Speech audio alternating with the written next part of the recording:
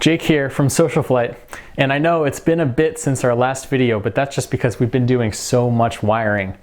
In our last video, you saw my dad mount the gear selector as well as the throttle quadrant, and you can see them right here. He actually also installed this piece with the micro switch, and that's going to be our gear warning when we get into the aft stages of our throttle switch. Of our throttle.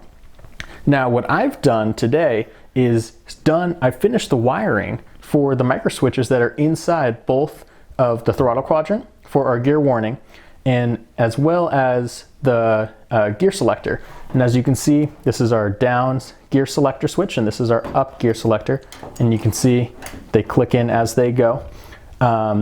Those are routed through these conduits that we have, and they were actually really easy to cut. So these are the conduits that we have that we've used, and they actually click shut, and they have a little sticky pad on the back, and it's extremely strong, and that's what we've used to hopefully make it as seamless as possible. So when you look at the cockpit, when it's all finished, you don't even know where the wires are going. So the whole goal was to kind of blend them in.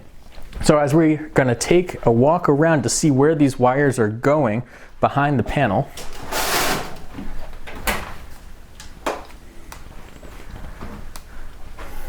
and this is what we came up with.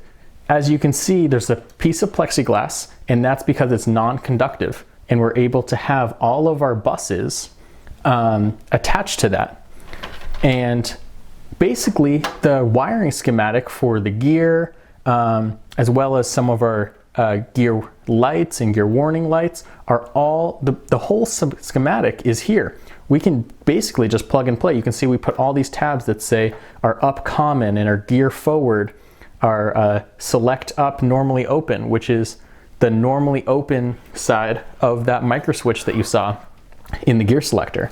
And we can kind of just plug and play as our schematic shows, and it's a great way to make this wiring so much easier. So if we take it a little bit farther back, and you can see the panel. Now we've temporarily mounted the panel. All of the avionics except for our Avidyne 550 and our Lynx transponder are in, and that's just because the trays and the back planes are installed, and we can just attach the wiring harnesses right to them. And if you look right behind the panel, we have already started a lot of that wiring. A lot of the individual wires are going in for power and ground.